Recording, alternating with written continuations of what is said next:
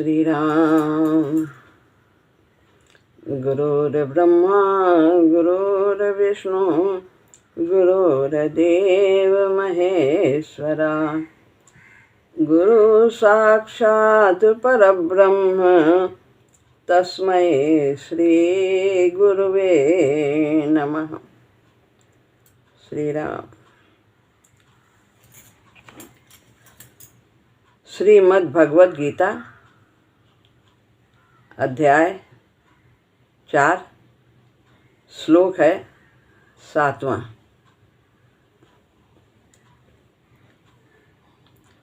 यदा यदा हि धर्मस्य ग्लानिर्भवति भारत,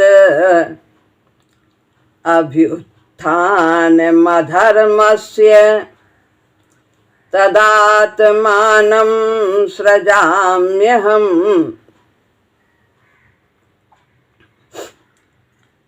यदा यदा जब जब, ही माने ही, धर्मस्य धर्म की, ग्लानि रा है तो वो विसर्ग बन जाएगा, ग्लानि, ग्लानि माने हानि, भवति होती है, भारत अर्जुन, अभ्युत्थान मधर्मस्य, अभ्युत्थानम यानी कि वृद्धि, अधर्मस्य, माँ की बिंदी ना पे आ गई, आ बचा, अधर्मस्य यानी अधर्म की, तद मैंने तब, आत्मानम अपने आप को, तद दा आधा हो गया और फिर उसमें आ निकाल लिया गया, आत्मानम सृजाम्य। अब यहाँ पे आधा माँ और या आ गया है तो फिर ये मी हो जाएगा, सृजामी। तो यह इस प्रकार से सृजामी यानी प्रकट होता हूँ। अहम माने मैं, या आधा ले लिया गया तो उसमें आ बचा, अहम हो गया। हे भरतवंशी अर्जुन, जब जब धर्म की हानि और अधर्म की वृद्धि होती है तब तभी मैं अपने आप को साकार रूप से प्रकट करता हूँ। पिछले श्लोक में बताया, अपने जन्म के और कर्म की विलक्षणता बताई, 6 बातें बताई थी कि मैं अजन्मा हूँ, अजा और अविनाशी हूँ और ईश्वर हूँ। अजा माने मैं जन्म नहीं, मेरा जन्म नहीं होता, अविनाशी मैं मरता नहीं, मैं अंतर्ध्यान होता हूँ, और ईश्वर यानी मैं सबका शासक हूँ, सब कुछ मेरे अधीन है। और अजन्मा होते हुए भी मैं प्रकट होता हूँ, अविनाशी होते हुए भी मैं अंतर्ध्यान हो जाता हूँ। प्रकट होने के बाद अंतर्ध्यान होते हैं, जब काम पूरा हो जाता है चले जाते हैं। और ईश्वर मैं सबका शासक होते हुए भी, सब कुछ मेरे अधीन होते हुए भी मैं छोटे से छोटा बन करके कार्य करता हूँ। रथ भी हाँक लेता हूँ, सारथी भी बन जाता हूँ, ग्वाल वालों के साथ घोड़ा भी बन जाता हूँ उनका हारने पे। तो ये तो 3 बातें ये बताएं। और फिर बताया कर्म के बारे में कि मैं स्वयं कुछ नहीं करता, मेरी शक्ति करती है, और प्रकृति और योग माया ये मेरी शक्ति है। तो इनके द्वारा मैं कार्य करवाता हूँ, सब कुछ कार्य होता है संसार के। और छठी बात बताई, मैं प्रकट होता हूँ। तो इस प्रकार उन्होंने अपने जन्म और कर्म की विलक्षणता का वर्णन किया भगवान ने।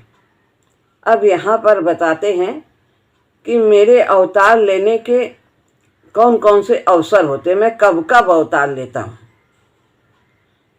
तो बताते हैं, यदा यदा ही धर्मस्य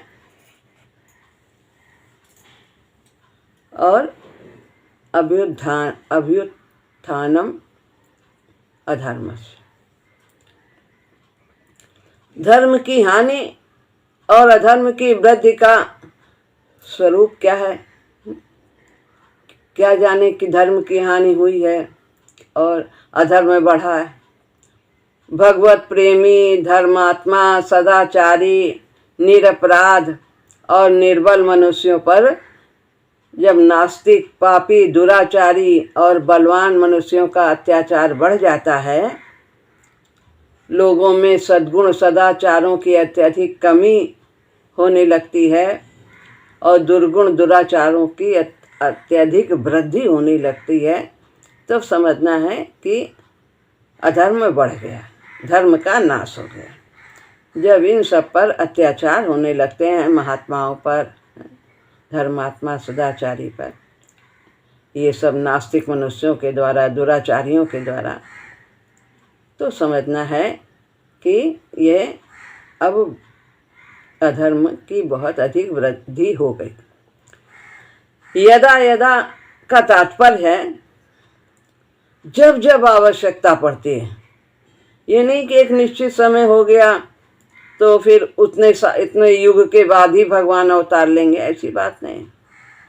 जब जब आवश्यकता होती है, जितने जितने रूप की आवश्यकता होती है, भगवान अवतार लेते।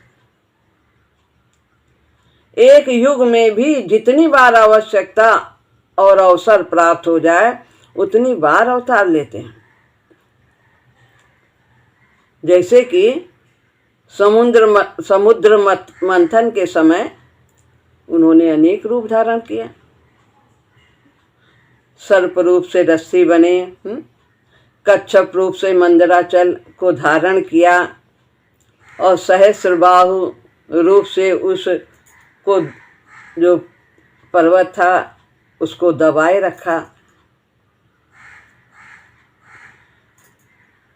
और देवताओं को बांटने के लिए मोहिनी रूप भी धारण किया। कितने उसी समय कितने अवतार लिए। इस प्रकार भगवान ने एक साथ अनेक रूप धारण किए।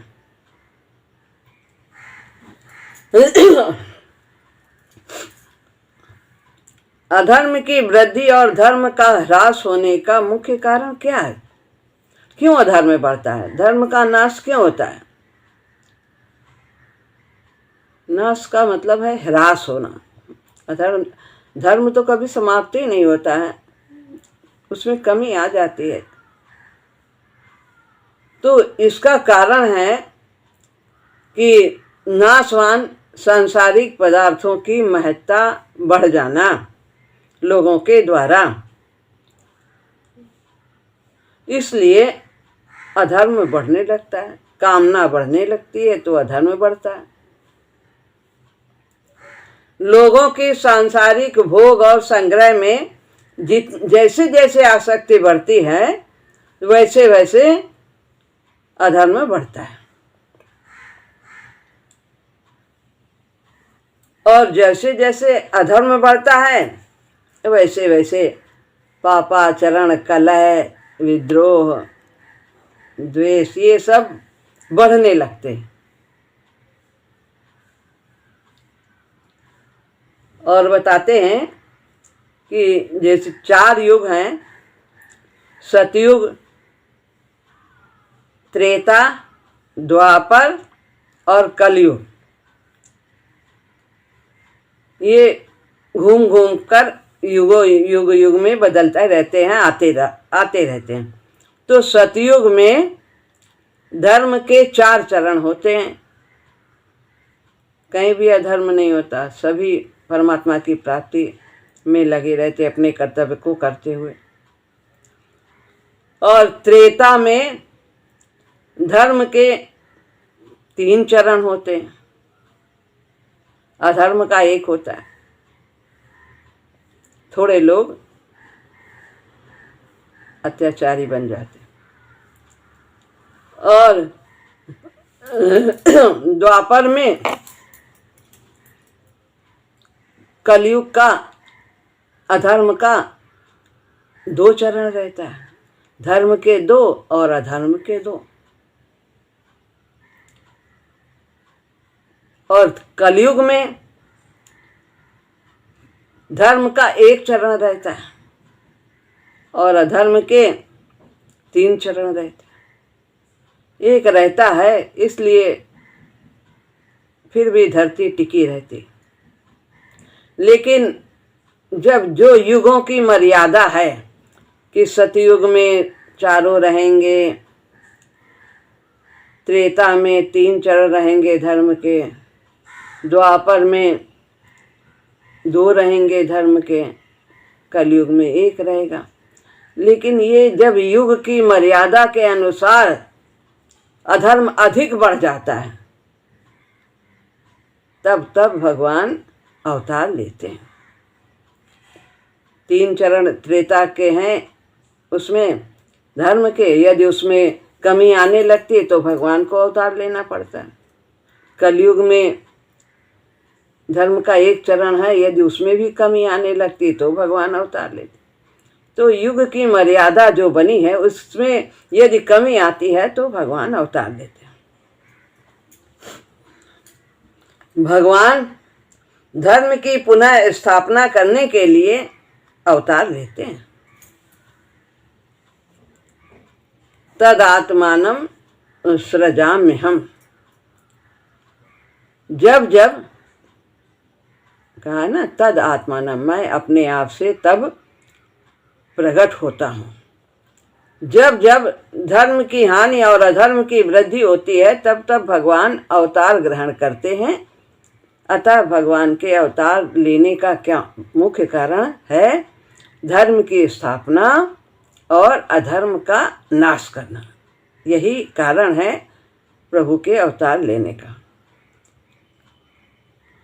धर्म की हानि और अधर्म की वृद्धि होने पर लोगों की प्रवृत्ति अधर्म में हो जाती है। यही पहचान, लोग ज्यादातर अधर्मी हो जाते हैं। अधर्म में प्रवृत्त होने से स्वाभाविक पतन होता है। जो काम करने के लिए ये जीव को यहाँ संसार में भेजा गया है, उस उद्देश्य की पूर्ति से वंचित हो जाते। भगवान प्राणी मात्र के परम सुहृद हैं, इसलिए लोगों को पतन में जाने से रोकने के लिए वे स्वयं अवतार लेते हैं। वे चाहे साधु हों चाहे असाधु हों, वो सबके सुहृद हैं, सबका विकास चाहते हैं। राक्षसों को मारकर भी वे उन्हें मुक्त कर देते हैं।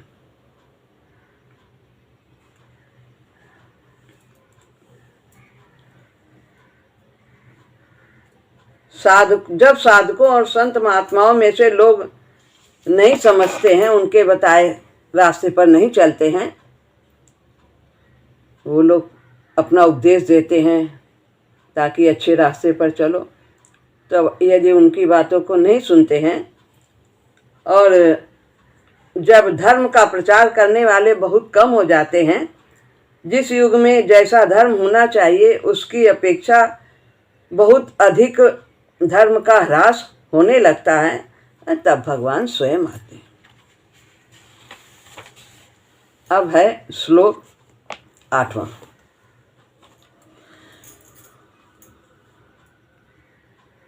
अपने भगवान ने पिछले वाले श्लोक में बताया कि हम कब आते हैं, अवसर क्या है। अब इसमें बताते हैं कि हमारे आने का प्रयोजन क्या है, उद्देश्य क्या है। पिछले वाले में अवसर बताया कब कब आते हैं, अब यहाँ उद्देश्य बताते हैं मैं क्यों आता हूँ। परित्राणाय साधूनां विनाशाय च दुष्कृतां धर्म संस्थापनार्थाय संभवामि युगे युगे। 8वां श्लोक है ये। साधु नाम यानी साधुओं की परित्राणाय रक्षा करने के लिए, विनाशाय विनाश करने के लिए, च दुष्कृताम और दुष्टों का विनाश करने के लिए, साधुओं की रक्षा करने के लिए और दुष्टों का विनाश करने के लिए, धर्म संस्थापनार्थाय और धर्म संस्थापनार्थाय धर्म की भली भांति स्थापना करने के लिए, युग युग में युगे युगे संभवामि प्रकट होता हूँ। प्रयोजन बताते हैं, साधुओं की रक्षा करने के लिए, भक्तों की रक्षा करने के लिए और दुष्टों का संहार करने के लिए तथा धर्म की भली भांति स्थापना करने के लिए युग युग में मैं प्रकट होता हूँ। भगवान ऐसा बताते। परित्राणाय साधु नाम, साधु मनुष्यों के द्वारा अधर्म का नाश और धर्म का प्रचार होता है, इसलिए उनकी रक्षा करने के लिए भगवान अवतार लेते हैं। साधु लोग बताते हैं, महात्मा लोग, कि इस रास्ते पर चलो, ये जीवन के उद्देश्य की पूर्ति में सहायक होगा। ये सब अपने प्रवचनों के द्वारा भगवान ने जो बातें कही हैं उनको यहाँ पर लोगों को समझाते बताते हैं, और ताकि भगवान का जो उद्देश्य है सृष्टि रचना का वो पूरा हो सके। इसलिए ये महात्मा लोग यहाँ पर भगवान का कार्य करते हैं। तो दूसरों का हित करना ही जिनका स्वभाव होता है साधुओं का, और भगवान के नाम रूप गुण प्रभाव लीला आदि का प्रेम पूर्वक स्मरण करना, कीर्तन करना, इनका प्रचार करना, तो ऐसा ये सब कार्य साधुओं के होते हैं। ऐसे भगवान के आश्रित भक्तों के लिए यहाँ साधु कहा गया है, साधु नाम कहा गया। जिसका एकमात्र परमात्मा प्राप्ति का उद्देश्य है वो साधु है, और जिसका नाशवान संसार का उद्देश्य है वो असाधु है। जो अपने उद्देश्य को जानता है और उसकी ओर बढ़ता है वो साधु है, और जो संसार में रचा पचा है उसी को प्राप्त करना चाहता है, भोग संग्रह में लगा है, वो असाधु है।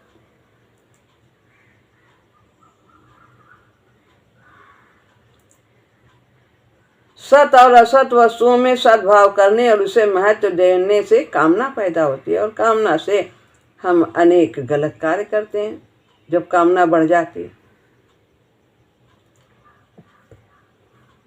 साधु पुरुषों के भाव और क्रियाओं में पशु पक्षी वृक्ष पर्वत मनुष्य पितर ऋषि मुनि आदि सबका हित भरा रहता है। सबका हित वो चाहते, प्राणी मात्र का हित चाहते।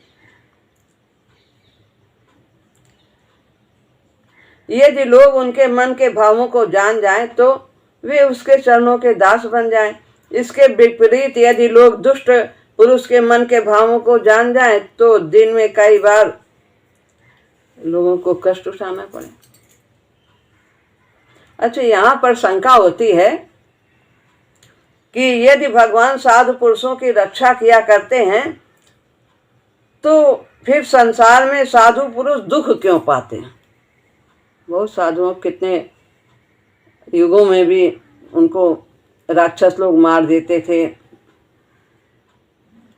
और उनकी हड्डियों का ढेर भी बना दिया था। इस प्रकार उन पर अनेक अत्याचार होते हैं। तो ऐसा क्यों देखा गया? इसका समाधान है कि साधु पुरुषों की रक्षा का तात्पर्य नहीं कि उनके धन संपत्ति आदि की रक्षा की जाए, मान बढ़ाई की रक्षा की जाए, कारण कि वे इन सांसारिक पदार्थों को महत्व ही नहीं देते। साधु पुरुष, भगवान भी इन वस्तुओं को महत्व नहीं देते, क्योंकि सांसारिक पदार्थों को महत्व देने से ही असाधुता आती।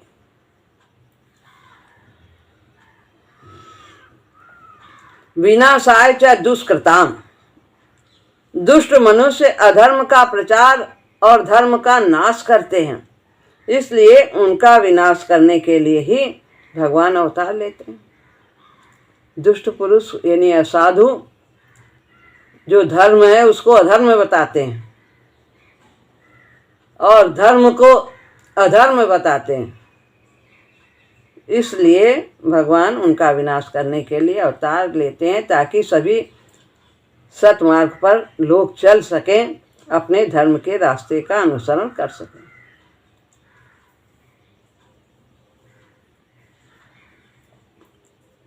और दुष्ट लोग का तात्पर्य यही है, साधु का बताया, साधु किसे कहते हैं, और दुष्कृताम यानी जो छल कपट बेईमानी आदि दुर्गुणों में लगे हैं और निरपराधी लोगों को दंड देते हैं, उनको सताते हैं, ऐसे व्यक्ति दुष्कृताम कहे जाते हैं। अच्छा, अब फिर शंका होती है कि भगवान तो सब प्राणियों के हितैषी हैं, उनका कोई वैरी नहीं है, तो फिर वे दुष्टों का विनाश क्यों करते हैं? उसमें भी भगवान की दया है। संपूर्ण प्राणियों के परम सुहृद होने से भगवान का कोई वैरी नहीं है, परंतु जो मनुष्य भक्तों का अपराध करता है वो भगवान का वैरी हो जाता है। भगवान नहीं सहन करते। कहा है रामचरितमानस में, सुन सुरेश रघुनाथ स्वभाव, निज अपराध रिसाई न काहू, जो अपराध भगत सन करही, राम रोष पावक सो जरही। तो अपने के ऊपर किया हुआ अपराध भगवान सहन कर लेते हैं, लेकिन जो भक्त के साथ करता है तो भक्त तो नहीं चाहता कि इसे दंडित किया जाए, लेकिन भगवान नहीं सहन करते। साधुओं का कष्ट दूर करने में भगवान की जितनी कृपा है उतनी ही कृपा दुष्टों का विनाश करने में भी है। विनाश करके भगवान उसे शुद्ध और पवित्र करते हैं। संत महात्मा धर्म की स्थापना तो करते हैं, पर दुष्टों के विनाश का कार्य वे नहीं कर पाते। उनको भगवान ने भेजा है यहाँ पर धर्म की स्थापना के लिए, लेकिन यहाँ पर बहुत ही दुष्ट प्रकृति के भी लोग हैं जो अधर्म के मार्ग पर चलते हैं, उनका वो विनाश नहीं कर पाते, इतने समर्थ नहीं होते हैं, तो वो धर्म प्रचार में बाधक बन जाते हैं दुष्कृताम। जैसे फिर साधारण कार्य जो होता है, डॉक्टर लोग जो कंपाउंडर होते हैं वो मलहम पट्टी का कार्य कर लेते हैं, लेकिन जो ऑपरेशन होता है वो तो बड़ा सर्जन ही करता है। ऐसे ही धर्म के प्रचार में तो साधु महात्मा अपना कार्य करते हैं, लेकिन दुष्ट का संहार करने में वे असमर्थ होते हैं, इसलिए भगवान को अवतार लेना पड़ता है।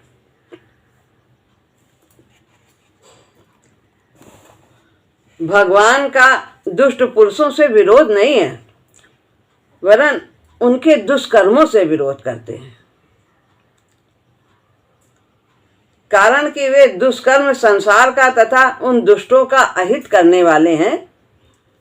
भगवान सर्व सुहृद हैं, अतः वे संसार का तथा उन दुष्टों का हित करने के लिए ही दुष्टों का विनाश करते हैं, और उनके द्वारा जो दुष्ट मारे भी जाते हैं उनको भी भगवान अपने धाम भेज देते हैं। ये कितनी विलक्षण बात है। अच्छा, तो अब ये सोचें कि भाई हमें भगवान के धाम जाना है तो फिर हम गलत कार्य ही करें, है? भगवान मार देंगे हमको आके, हम अब मुक्त हो जाएंगे, तो क्यों इतना सब मेहनत करें, सब कुछ करें, सत्संग करें, अच्छे कार्य करें, कष्ट उठाएं। तो इसका ये उत्तर है कि वास्तव में भगवान उन्हीं पापियों को मारने के लिए आते हैं जो भगवान के सिवाय किसी दूसरे से मर ही नहीं सकते। और दूसरी बात, शुभ करने में जितना लगेंगे उतना तो पुण्य हमारा हो जाएगा। और मान लो हमने अशुभ किया कि भगवान आके मारेंगे और बीच में हमें किसी और ने मार दिया, तो हम तो ना इधर के रहे ना उधर के रहे। तो इस प्रकार ये लालसा पूरी नहीं हो पाएगी। तो हमें अच्छे काम ही करने चाहिए। धर्म संस्थापनार्थाय, और क्या कहते हैं, धर्म की स्थापना करने के लिए, भली भांति स्थापना करने के लिए भगवान अवतार लेते हैं। यह प्रयोजन है। साधुओं की रक्षा के लिए, दुष्टों का संहार के लिए और धर्म को की भली भांति स्थापना करने के लिए भगवान अवतार लेते हैं। निष्काम भाव का उपदेश, आदेश और प्रचार ही धर्म की स्थापना है। निष्काम भाव की कमी से और असत वस्तु की सत्ता महत्ता देने से अधर्म बढ़ जाता है, जिससे मनुष्य दुष्ट स्वभाव वाले हो जाते। इसलिए भगवान अवतार लेकर आचरण के द्वारा, अपने आचरण के द्वारा निष्काम भाव का प्रचार करते हैं और धर्म की स्थापना स्वतः हो जाती है।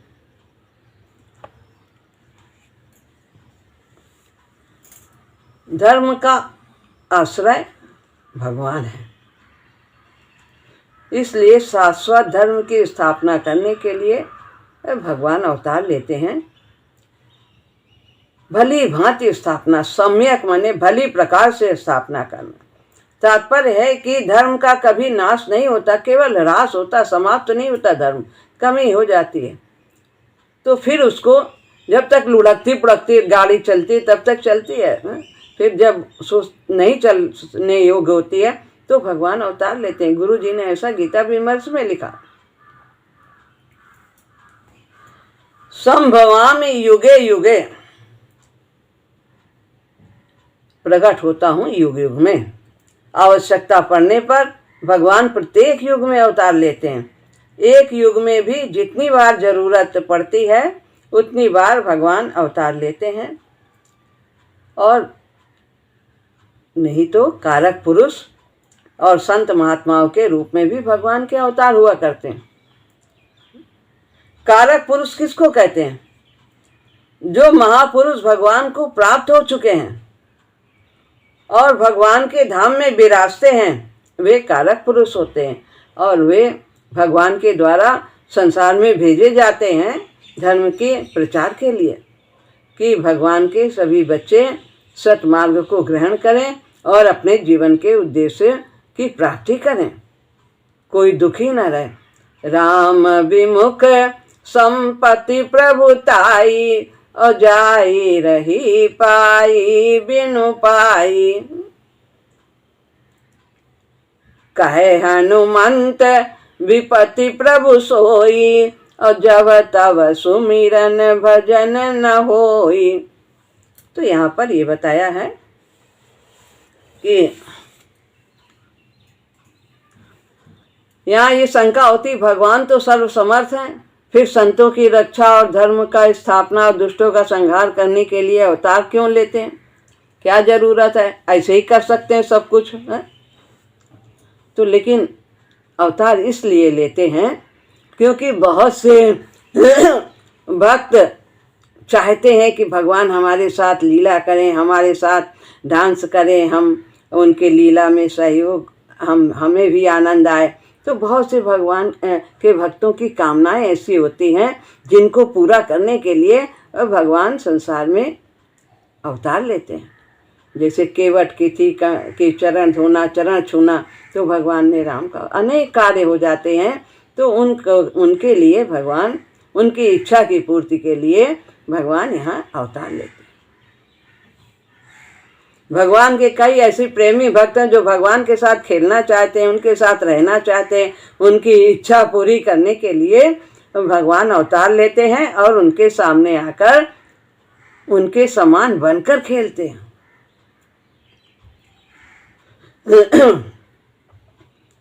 भगवान के लिए ना तो कोई कर्तव्य है और ना उन्हें कुछ पाना शेष है, वो पूर्ण है। फिर भी वे समय समय पर अवतार लेकर केवल संसार का हित करने के लिए ही यहाँ अवतार लेते हैं और सब प्रकार कर्म करते हैं अपने कर्तव्यों को, ताकि उनको देखकर अन्य व्यक्ति भी अपने कर्तव्य का पालन करें। अब चौथे श्लोक में आए अर्जुन के प्रश्न के उत्तर में भगवान ने मनुष्य के जन्म और अपने जन्म में 3 बड़े अंतर बताए हैं कि सामान्य मनुष्य में और हमारे प्रकट होने में क्या अंतर है जन्म में। तो अर्जुन ने प्रश्न किया था कि आपका जन्म अभी हुआ है कि आप कह रहे हो पहले हुआ है, तो दोनों में अंतर बताते हैं। पहला अंतर है जानने में अंतर। सामान्य मनुष्य अपने जन्मों के बारे में नहीं जानता है कि हम पिछले जन्म में क्या थे, लेकिन भगवान अपने सभी जन्मों के बारे में जानते हैं।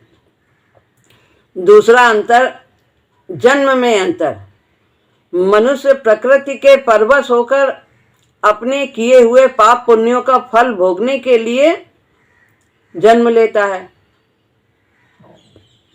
और फल भोग पूर्वक परमात्मा की प्राप्ति करने के लिए जन्म लेता है, सब अपने भोगों को छीण करके और परमात्मा की प्राप्ति करे।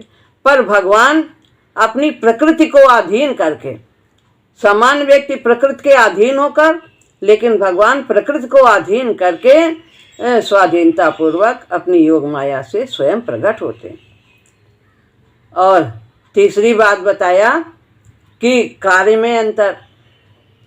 साधारण मनुष्य अपनी कामनाओं की पूर्ति के लिए कार्य करते हैं, जो कि मनुष्य जन्म का उद्देश्य नहीं है, पर भगवान केवल मात्र जीवों के कल्याण करने के लिए ही अवतार ग्रहण करते हैं। धर्म संस्थापनार्थ है, धर्म की स्थापना के लिए, साधुओं की रक्षा के लिए और दुष्टों का विनाश करके पुनः भली प्रकार संसार में धर्म की स्थापना हो सके, इसलिए वो अवतार ग्रहण करते हैं। तो यहाँ पर ये भगवान के द्वारा अपने जन्म और कर्म के रहस्य का वर्णन हुआ है, जो बहुत ही विलक्षण है। तो यहाँ पर ये श्लोक पूरा होता है। श्री राम।